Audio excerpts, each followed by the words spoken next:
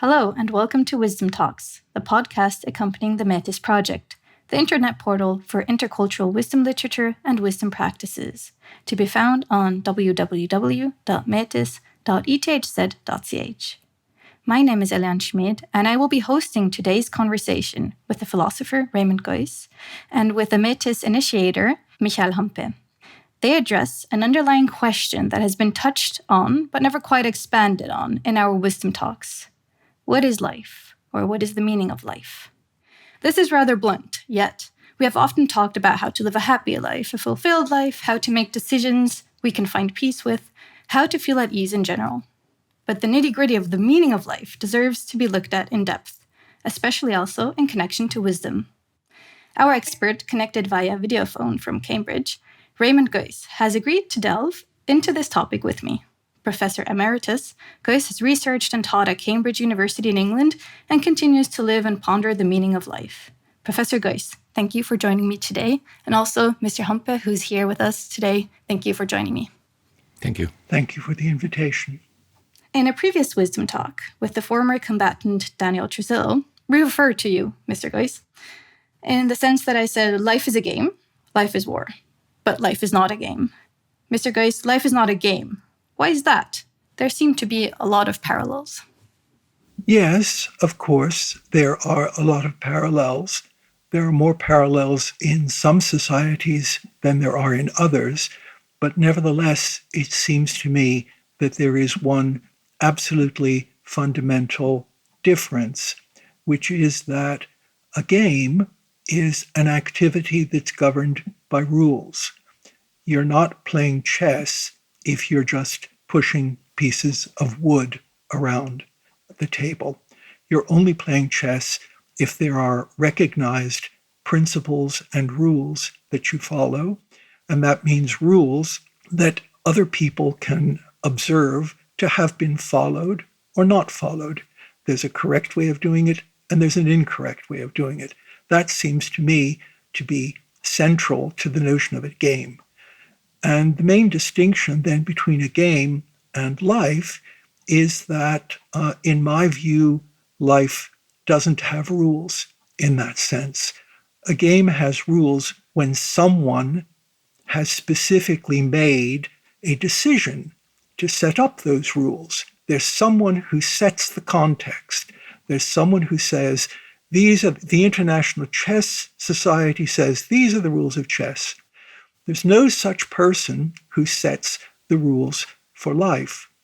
Life is, I would say, human life is characterized not just by the fact that we can, if we wish, set up rules. We can decide to structure our activities in a very particular way according to a set of rules.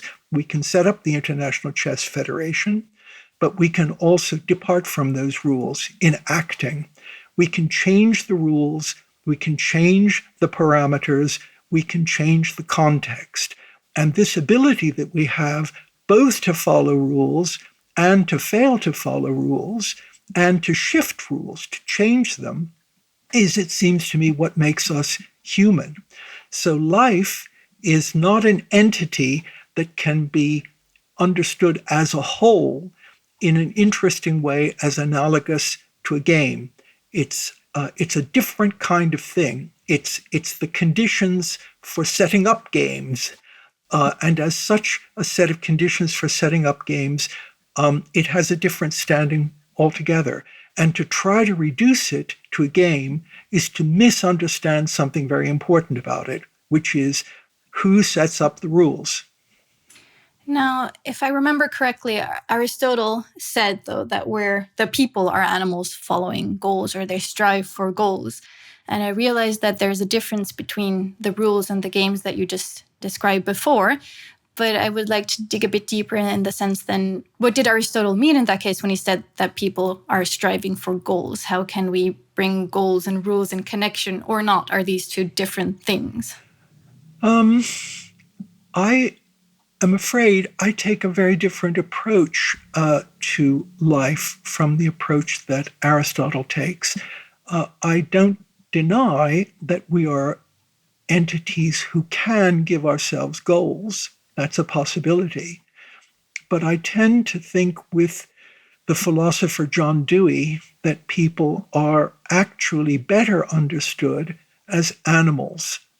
We're animals who live in an environment with which we are in constant interaction, and that interaction can take a variety of different forms. The basic form of it is a kind of habitual behavior. A child habitually will look for the breast. We wouldn't say that the child had the goal of seeking his mother's breast and then pursued that. That is, we can say that if we wish, but if we say that, what we're doing is we, as the external observers, as adults, are looking back at the child, and we're looking back at the child and we're saying, if I, an adult, were in the situation the child is in, and the child were acting like that, then I would be pursuing a goal. The child is still human. So the basic way to think about the world is that we're human beings acting through the world in basically habitual ways. Only when we're caused to reflect do we become conscious of the fact we set goals for ourselves. And that's always something that an external observer does. Now, we've been trained, because we're grown-ups, to internalize this external perspective. Part of growing up is not just that we stop acting habitually and we begin to act intentionally, but it's also that we develop an inner monitor. We develop the possibility of acting according to habit and also at the same time taking a step back and looking at our action. But I think if you think about it that way, I think Aristotle's approach is too rationalist, if I may say. It starts from the wrong thing, and it starts in a way that prejudges the issue. It prejudges the issue because it takes the setting of goals as natural and basic and objective in a way that it's not. It's reflective and secondary and external. But isn't there a term like success that we often apply both to games and to our life, that you say that you are successful in chess if you have caught the king, say? And couldn't you say that Aristotle meant that you are successful in life if you have become happy? So happiness is the success criteria for life, as checkmate is the success criteria for chess. And would you say, Raymond Geuss, that there aren't any fixed success criteria in life? There might be success criteria in games, in some, like chess, perhaps not in other games where you just throw a ball against the wall or so. But in life, there is not such a thing as a successful life and an unsuccessful life. There are two things I'd like to say about that, if I may. The first is, I think language is a very, very open phenomenon and a very malleable phenomenon. And the central phenomenon in language is our ability to extend it metaphorically. So it's true that we generally speak of life being a success at games. But remember that this is an instance of a concept of success being metaphorically extended, just as we could actually and we actually do in some languages, metaphorically extend success to apply to the natural world. I can say that my cat succeeds in finding the mouse. You say the same thing in German. Es gelingt ihr, die Maus einzufangen. And so that's the first thing I want to say, that the malleability of language is a really important phenomenon. There are no natural limits to the meaning of things. Meanings can always be extended. That's a basic fact about language that the philosopher Wittgenstein made very strongly in his late works. The second thing is, you're absolutely right, Professor Hampe, that my basic attitude is that the Greeks were wrong to think that the model of craft production, and that we are wrong to think that the model of games can be applied to a human life as a whole. I can say I am a successful cobbler. I know how to produce good shoes. even if I don't have rules for that. And I can say I'm successful at producing good shoes. Therefore, I have a kind of skill. Plato and Socrates wanted to say there's a similar thing for human life. You can be a good shoemaker. You're successful as a shoemaker. Human life is a craft activity like that. You're shaping your own life. And since you're shaping your own life, you can do it more or less successfully. And we can say that about it. So is it what you are saying, that life is neither a game nor an artifact?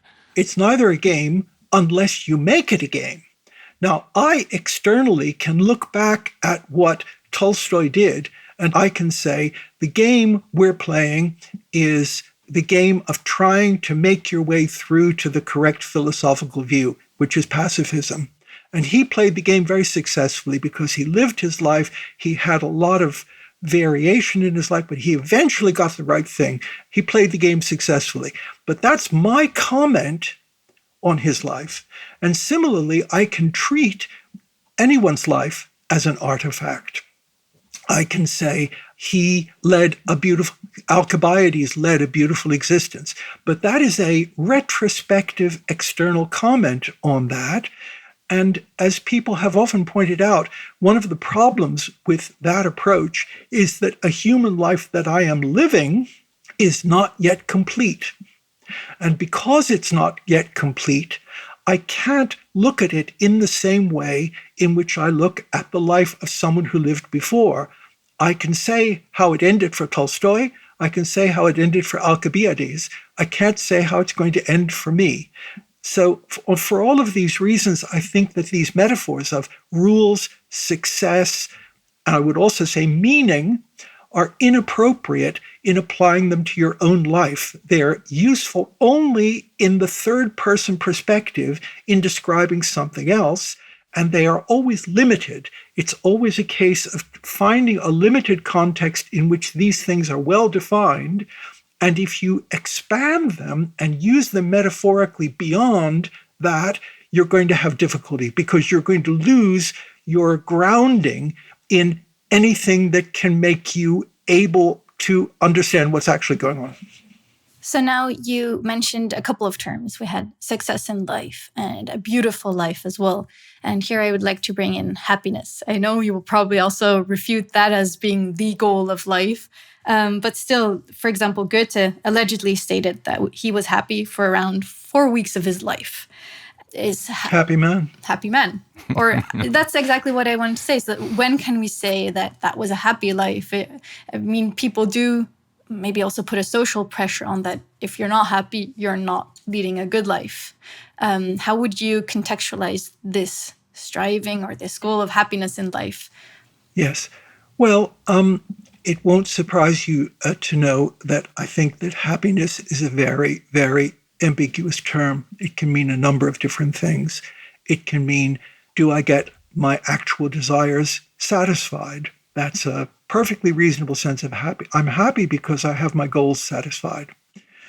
It can also mean not just that I satisfied my goals, but I am satisfied with the satisfaction of my goals, which is something very different. In one sense, I'm happy if I win the lottery, say. I've been trying to do that, and that's my desire. In another sense, I'm happy if, having won the lottery, I don't become revolted by what's actually happened to me and change my mind about it. So do I actually get the goal that I'm pursuing? Am I happy and satisfied with the goal that I have? And then there's another sense, which is something connected to self-affirmation or self-approval. If I have internalized this external observer, as I talked about earlier, and I monitor my own life, do I approve of what I see? Am I happy if I approve of my life? Now, I can approve of my life even if all of my goals remain unsatisfied. And I can disapprove of my life even if I've realized all my goals because I find out they're no good. So happiness, too, I think, we're desperately keen to think that the judgment, there is some way in which there can be a judgment of affirmation and approval on our life, which is objective, we want to say it isn't just that I approve of my life, I find it worthwhile, but it is objectively worthwhile. And what I want to say is that that sense of objectively worthwhile is not available to us. We can have various tentative, imaginative attempts to do that. I can think that there's a God who approves of me, and I can distinguish between the approval I make of my life and the approval he would make of my life. But of course, that's just a different way of saying I approve of it, because I've just taken an imaginative detour and put this external and beyond that, I think we can't really easily go. So may I try another metaphor on you, Raymond Geuss, which you probably will refuse as well, namely the metaphor that a tranquil life, a tranquility of mind is what makes you happy, because unhappiness has something to do with having a stormy mind, being tortured by emotions, by memories, and so on. And the Stoics and many other philosophers following them thought that if your mind gets still, if it gets tranquil, then it becomes like a mirror, and you can have the right, it's sort of internal objectivity and peacefulness, and that's what happiness supposedly really means. It's certainly also a metaphor, the metaphor of the calm water, but nevertheless, it was a very common metaphor in Western philosophers thinking about happiness. Yes, I don't disagree to that. I don't deny that people can pursue a number of different life goals, and the pursuit of a calm, tranquil life of imperturbability, that's the term that they usually use to translate this Greek term ataraxia. Imperturbability, that's a possible life to live. But for some of us, we live in a society in which it's not obvious that that is a goal that we can even aspire to. I would like to cite this poem that I think is particularly profound by Brecht. I'm sure you know it, An die Nachgeborenen, to those who come after me. And he says, roughly speaking, in old books they tell us about wisdom. Wisdom is not satisfying your wishes, but forgetting them. But I can't do that. I can't do that. We live in a technological world. I think here I was very influenced by the philosopher John Dewey, who distinguishes two kinds of arts. He says there are arts of acceptance and arts of control. There are ways in which I'm encouraged to accept the world as it is and get as much calm from acceptance of the world. I learn to accept it. And then there are arts, and traditional philosophy and wisdom literature is overwhelmingly like that. I become wise by learning to accept what I cannot change. But then there are arts of control, which are basically technological arts. There are arts that allow me not to accept what's there, but to change what's there. And now Dewey thinks that the relation between these arts of acceptance and arts of control has varied historically. In pre-technological societies, it makes perfect sense to strive for imperturbability, for an ability to accept what's there, because you didn't have technological ability to change the world. So what would be the point of pursuing a technological fix that you couldn't actually successfully complete? But in the modern world, we're different sorts of people. We have to start from where we are. We can't make ourselves ancient Stoics. We've got somehow to deal with the fact that we are constantly all involved in changing the world in various ways, in intervening in the world. And I think if we wanted to speak of wisdom nowadays, it would have to have something to do not with learning to be calm and to accept the world as it is, but to get some kind of balance between acceptance of things that can't be changed and an appropriate technological intervention in nature and an appropriate attitude toward our society. I come back to these three things once again, my soul, society, and nature. Wisdom would have to be some way in which I have found a method for progressing through life in the context of my attitude toward all three of these things, which puts them together in a way that is satisfactory. I think that's about the best I can do at the moment. I would like to go deeper into this because now you spoke about technology, you spoke about society, and a current phenomenon that is influencing a lot of people is, for example, Instagram and all these motivational quotes that are thrown at you day by day, helping you to become a better person. And every day you should strive to become something more, something better, to not just exist, but be something more than you were before. Now, how would you put this into context of what you just said before? Because obviously we're in a constant change. It's a very fast change, and it can also be a pressure, I believe. How would you put these modern wisdom quotes, if we would call them that, into this context of the older philosophers, or how would we adapt this? Well, again, I think it's an instance of, roughly speaking, activity and passivity. It's a question of adapting to things or trying to change them. I see, now this is a tremendously big speculative leap, and I know that any philosopher worth his or her salt will pull me up on this, but I'm going to say it anyway because we're among friends. I think there is a kind of congenital, what do I want to say, Wahlverwandtschaft, a kind of elective affinity between the motivational structure that you've described, always striving, always striving, always striving, and two other things.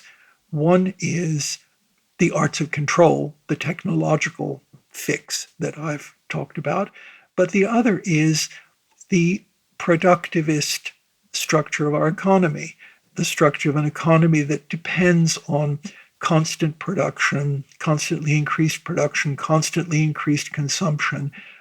There's a kind of affinity between this ideal of personal growth as being constantly striving for something more and those two things. And I would say that, well, in this point, I shift from the existential to the political. That's not going to work. The environment is going to stop us with that. We're not going to. Now, you can say, of course, constantly striving doesn't mean the Faustian striving toward getting something more in the world. It doesn't mean consumerism. It means working on oneself and shaping myself. And if you interpret, and of course, it's another instance of my general thing about the almost infinite malleability of these concepts. And the concepts in philosophy, the difficulty with the concepts in philosophy is that they're very general, and therefore they are infinitely malleable, and you have to treat them with the most exact precision. So if you interpret, constantly make yourself better, etc., then of course that's a perfectly reasonable goal for someone to pursue. I would prefer to talk about disciplining of the self, disciplining of my needs, disciplining, and I think that's going to be something that actually will be imposed on us. It won't be a choice because one way or another, we're going to have no alternative to that. Well, we will have an alternative to that, which is to allow the whole of the environment to collapse and allow and become scavengers in the ruins of our former civilization. But if we avoid that fate, we're going to have to learn to discipline ourselves and discipline the structure of our needs and our desires and make ourselves more and more able to deal with limited resources and to control the generation of needs beyond what can be satisfied by that. That's just, I'm sorry, I know that's not very satisfactory, but that's the best I can do at the moment. No, I'm very intrigued actually also because you brought together what I believe should go together is philosophy and politics and the current problems we're dealing with now. And these social media quotes that I was alluding to before, they all strive for people to become better, but most often they're linked to becoming better through a specific product that you consume. And as I understand you, you're actually talking about that we should go against this in the sense that we should strive, if we want to become better people or more disciplined people or whatever. And if I understood you correctly, does this mean that ideally we would still, if it helps us for ourselves, pursue these strivings to become better, but in a reverse way, in the sense that we don't need to follow these quotes to buy things to become better, but in the sense that we start actually actively looking at our environment and adapting to the needs of the environment. If I may just say, I'm not a preacher. I'm not a priest. I'm not trying to prescribe goals for anyone. I'm trying to get understanding of the world. So I'm not saying don't be a consumerist. It's not my place to say that. I'm merely pointing out that if you look at the way society is organized now and you look at the environmental costs of that, that seems to me to be almost a natural scientific fact that will not be able to continue. We simply will not be able to do that. Now, I'm not preaching any reaction to that. You could say, okay, yes, the worst thing about the current situation, I think, is that people who are very rich, it's rational for them perhaps now to continue to consume, because if they see, as I think many of them do, that this is all going to fall apart in a couple of years, they probably think, well, why not? If it's going to fall apart anyway, why don't we continue to stand up here on the top and skim the cream off the top of the milk? Because then when the catastrophe comes, at least we'll be sitting in the same boat with everyone else, but we'll be sitting first class. So there's a kind of rationality about their continuing these things. So I don't want to go into any of that. But as far as the question of the guidance of one's life is concerned, I also don't have any guidance to give to people. My project is exploratory and imaginative and one directed at understanding of what the possibilities are. And I suspect, and what I'm suggesting is that's one possibility is to succeed in imposing kind of discipline upon ourselves. Sometimes it is said that if a development is disruptive, if it has if there is a sudden stop, if things are not going smoothly, that might be a source of suffering. So if we want to avoid suffering, we should avoid disruptions. So if we would go on consume things in a very excessive way, and if nature, whatever that is, will stop us, there will be a disruption, and this disruption will lead to suffering, and therefore we should avoid it. So how would you take stance to this attitude that we should be keen on running things smoothly in order to avoid suffering? That, of course, is a two-edged sword. Yes, if we disrupt the current form of social and economic organization, there will be lots of pain and suffering, and that will be terrible, terrible. If we don't, what's going to happen? We won't just have suffering, we'll have the end of organized human life. And that will not be without suffering. So I'm very sensitive to the point that you raise, and I think it's a very good one. But I think, as with many of these things, you have to see, you can't just look at one side of the situation. You have to look at the trade-off between different sorts of outcomes in that case. And suffering, I'm going to say something that's terrible, but I'll say it anyway. We're not going to get rid of suffering. The poor are always with us. Well, suffering is always going to be with us. We can try to minimize it. We can try to palliate it. We can try to control it. But the idea that there's a completely anodyne way of living a human life is wrong. Human life is a process of, again, I go back to Dewey, of harmonious action and disturbed action, harmonious courses of action and disturbed courses of action. Or William James says it's like the bird who perches on the branch and then flies away. Perching on the branch, we're happy. Flying away, we're disrupted. Or my actual favorite is, this is something I read in Friedrich Schlegel, I think, where he says that Kant is wrong. It isn't that human beings can make rules for themselves and subordinate themselves to the rules, the categorical imperative, and that this is what constitutes their humanity. What constitutes their humanity is the fact that they have that power, and they also have the power of failing to follow the rules and changing the rules. And he says, this is like the systole and diastole of the heart.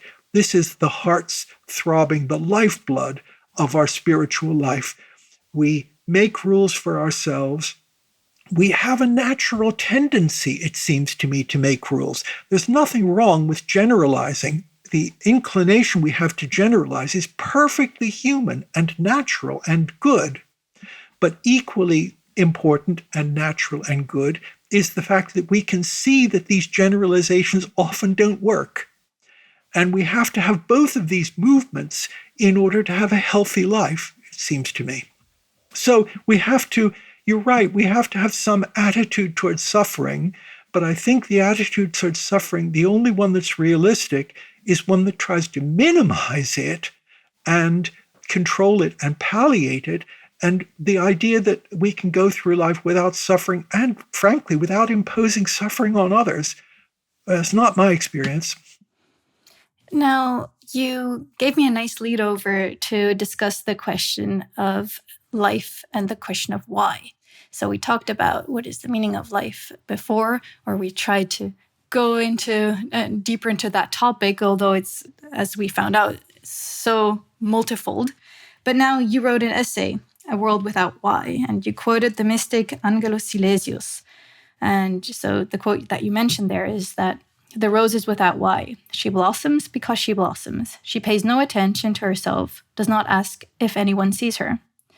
So how would you then describe, or how would you explain this quote and this world without why? We start concretely with particular concrete practices. Those practices give us meaning. I open the door in order to pick up the newspaper. I stroke my cat. I put the food for my cat so that my cat can get the food. I have clear procedures. I have rules that I can follow. I have goals. I have a meaning. This is a meaningful activity. I put the food there so that the cat is fed. Now, as I said, it's a natural human tendency to try to generalize from that and to say, just as I put the food for the cat every morning, that's a meaningful activity. So similarly, my life as a whole can be seen as an activity, a rule-governed activity, having meaning and having a goal, just like the activity of feeding the cat, but just großgeschrieben, in majuscule, in capital letters. What I want to say is, no, if you actually move from the concrete meaning-giving contexts further and further up, the further up you get, at a certain point, you will lose meaning. You won't get better meaning. You'll lose meaning. And at a certain point, the meaning structure won't have any purchase. And we say this in English, right? It doesn't have any purchase. If I'm trying to turn something and I can't get a grip of it, I don't have any purchase on the meaning structure. At a certain point of generality, will not get any purchase. And what you will see if you move up to God's point of view, if such a thing existed, you won't see a particularly meaningful life. You'll see something that is utterly meaningless. You'll see simple, brute facts that have no explanation. They have no why. You will have moved beyond, through generalization, beyond the sphere at which all of your conceptual resources still have purchase. And you will be like the rose. The rose is just there. Note, the rose has not yet learned to become an internal observer of herself, just as we all, as we grow up, become internal observers of ourselves.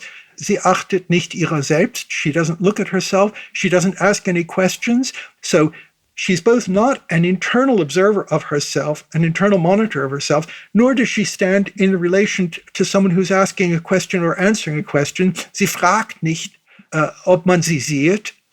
It's out of that. And it's just sheer, random, brute fact. And in the essay, if I may just say, in the essay, I then say, well, look, the other way of thinking about this is concentration camp, meaninglessness.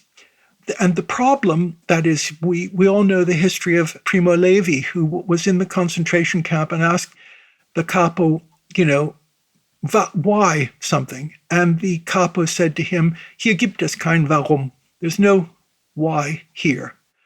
But as I said, that is absolutely wrong. The capo gave the wrong answer. It wasn't that there was no why there. There were plenty of whys. It was that the capo didn't want to give Levi an answer and didn't feel the need to give Levi an answer. And it was the attempt to present something which was actually a human decision, namely to construct this concentration camp, that was a human decision, full of meaning, full of structures, with rationality abundant, to construe that and present that as if it were the rose, just standing and not. So what's wrong with the concentration camp is not that there was no why there, it's that there were plenty, it was more whys than you would want. The authorities didn't feel they needed to say anything to Levi because he was considered to be subhuman, therefore not in the context in which you needed to give Rechenschaft, you didn't have to give an account of yourself to him. But that was not right. So that was the point of this comparison in the essay you're referring to. Can I just have a follow-up on this problem of how to deal with meaninglessness? But perhaps you've said it now already, but I would like to ask the question again. You can say, if you reach a realm of meaninglessness, then you don't have to give justifications anymore. You don't have to justify why you are here, why you are doing something. So you are saved. You have reached salvation, if you would like to use a religious term. That would be a positive interpretation of meaninglessness, which I believe Angelus Silesius was pointing to. The other possibility is that meaninglessness leads to nihilism.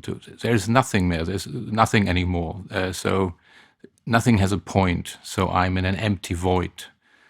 And how do you see these different tones, these emotional tones that are connected with meaninglessness? Okay.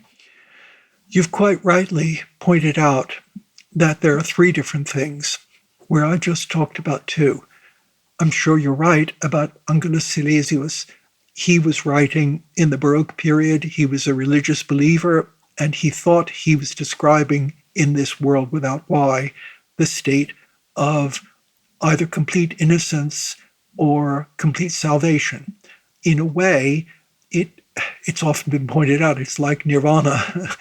It's like the Buddhist ideal. You are completely outside a realm in which even the question of why can arise. You're in a state of blessedness and salvation. And I said that was different from the case of the concentration camp. Now, as far as nihilism is concerned, again, is nihilism, the nihilism that interests us, I think, is a nihilism that's active. The nihilism that interests us is not me sitting in my room thinking nothing is really of any meaning. Do me something, as we say in New York, okay, I think it all means nothing. So, but that's not the nihilism that's actually really interesting. The nihilism that's interesting is what Nietzsche calls what does he call it? I forget, practical nihilism. So people wanting nothing and therefore becoming destructive. They still want something, and so they destroy everything that has meaning. That's what you meant. Yeah. Well, as you know, I would take that to be another instance of the concentration camp example. That is, I think that if you actually look at people who are acting, it is not a correct analysis, as long as they're doing anything.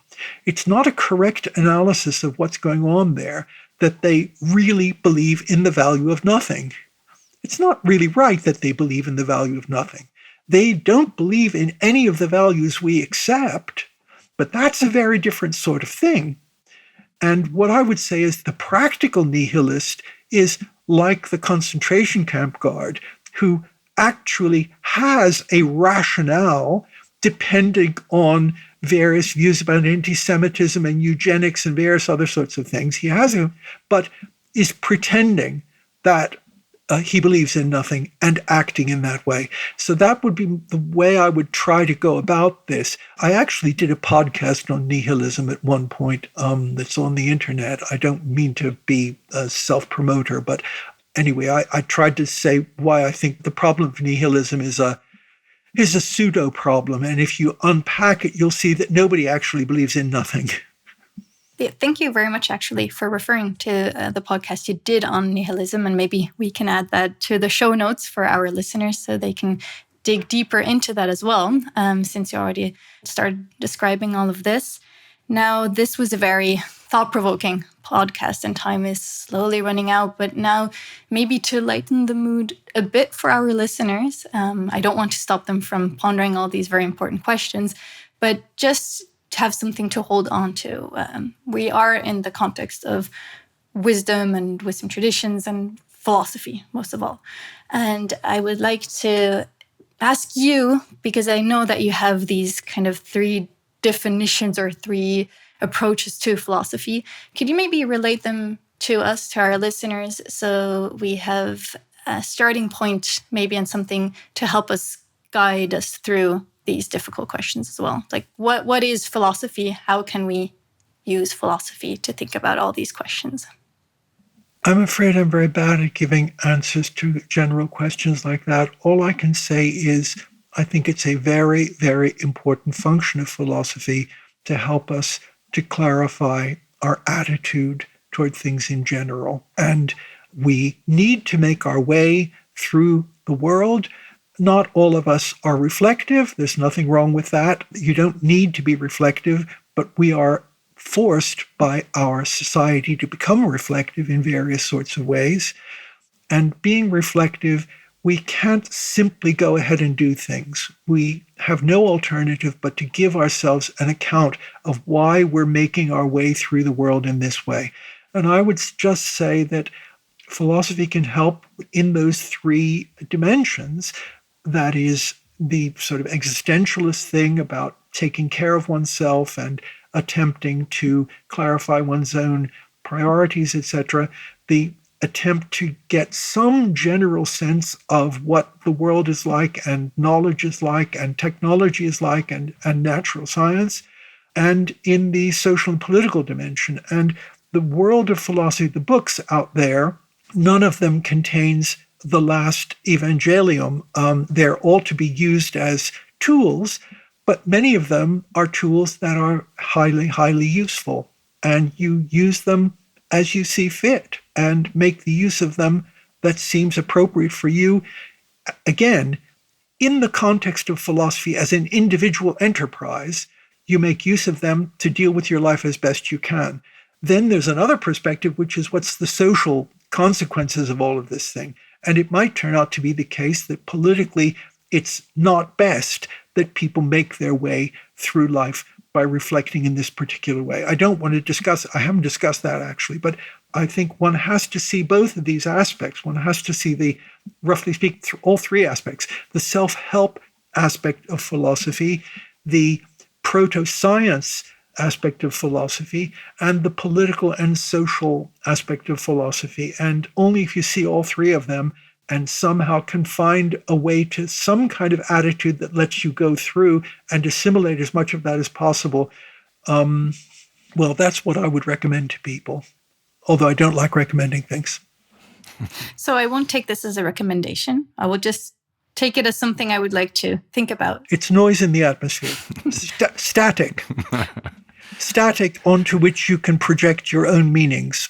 So then I will invite our listeners in that case to go find their own meanings, to think about how to deal best with life. And I would like to thank you very much, Raymond Geuss, for explaining all these things to us, and Michael Hampe for asking these valuable questions as well. Thank you very much for joining me today. Thank you. Thank you for the invitation. Thank you.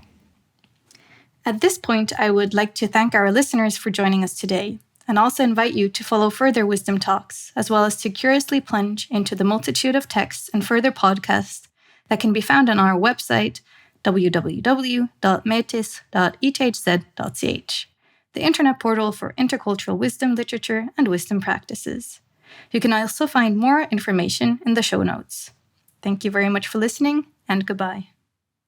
This Metis Wisdom Talk was produced by Martin Münnich and supported by ETH Zurich and Udo Keller Stiftung Forum Humanum in Hamburg.